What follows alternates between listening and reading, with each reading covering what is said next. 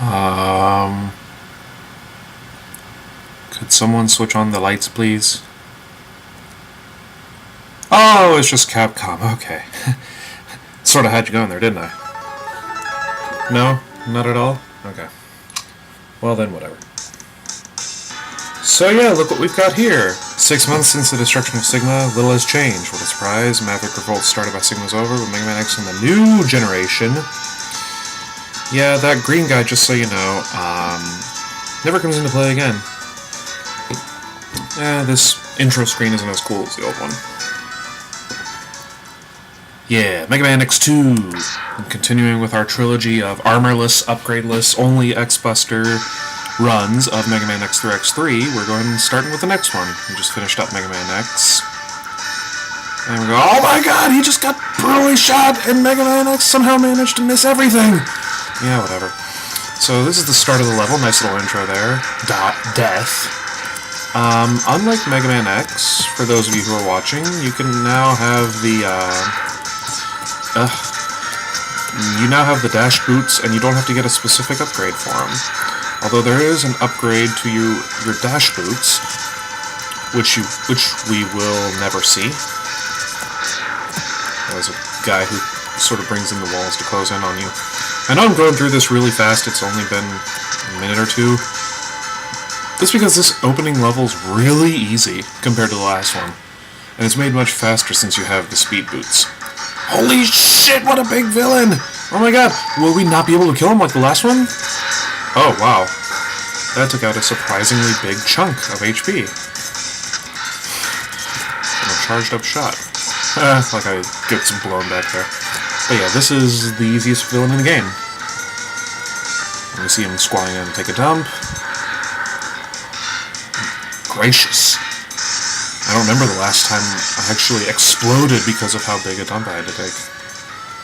So yeah, that was little to no intro, but don't worry. We get 3 shadowy figures. I think I'll go ahead and read text. The first is Sergis. He's the old guy. This is their leader. His name is Mega Man X. Violin, the big kind of dumb guy. Those who underestimated him are now nothing but scrap. He's not dumb, they're all robots, so they're pretty smart. Agile, the fast one. We won't make the same mistake. He is powerful, but he is blind to what is happening around him. Sergis again. Our Mavericks will keep him busy until we are ready. Yes, how is the plan proceeding? Collection is proceeding as scheduled. I wonder if they actually talk this way. However, we are having problems with the control chip. We have little time. We must finish construction on schedule. We must hurry. ... So yeah, that was very, very little information, but still gets across what needs to be gotten across. Look familiar?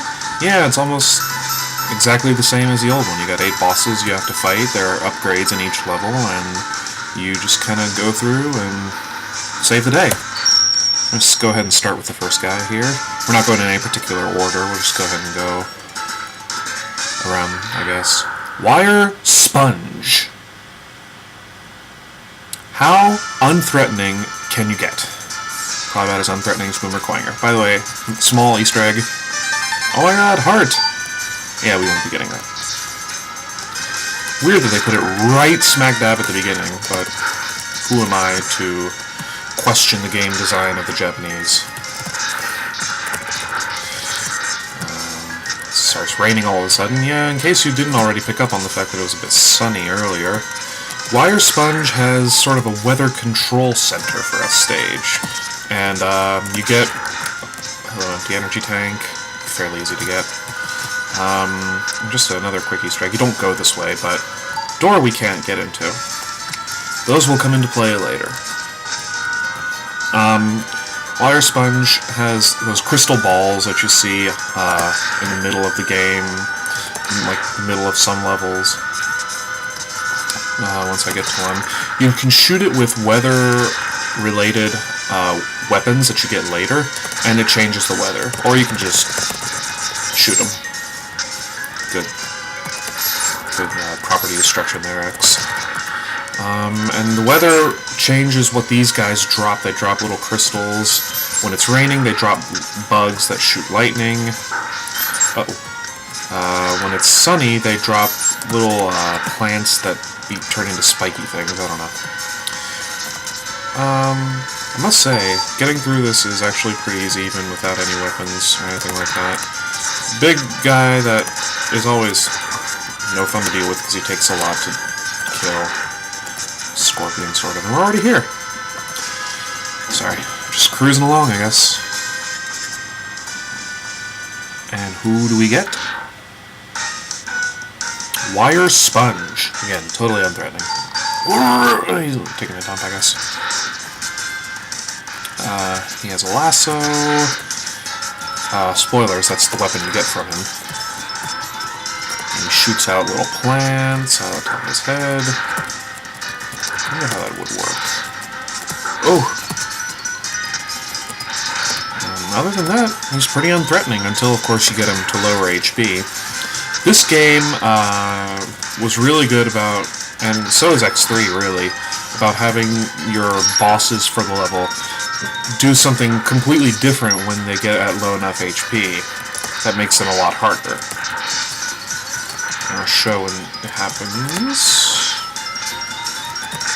Otherwise, just keep doing your thing, homie.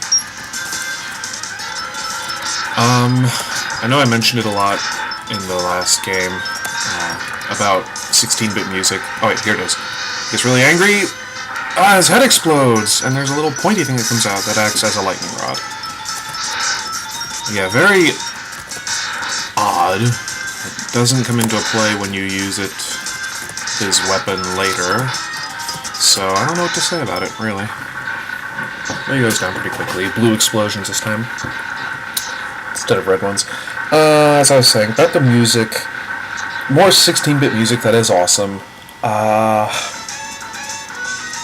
It's pretty rocking. It's a little bit like if Mega Man X, the original, was more like deep grunge rockish kind of metal, then this is like more heavy hair metal type of stuff, shrieking guitar solo and stuff.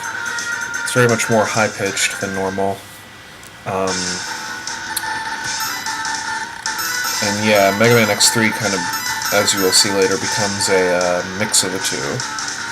I always actually did Wheel Gator first, so I'll go ahead and do him. No sexual jokes.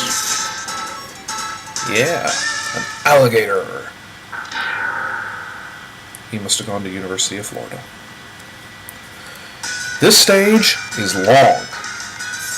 Very, very long. So long, in fact, that you see outside it's a blue sky because of the daytime.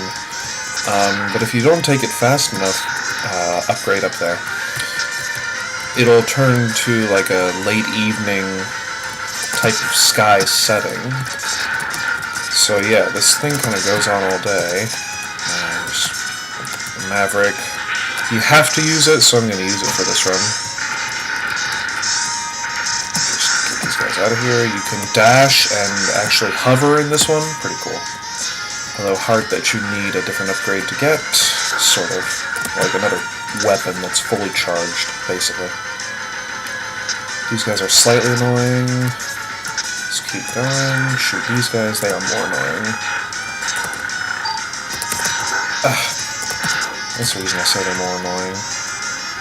And for some reason, even though you're clearly rolling along the city roads, there are parts of this level that you drop off unexpectedly and die. I passed it, I think. No, I didn't. Yeah, I did. There's another door that, in the last one, I was like, it will be explained later. And it will be explained later.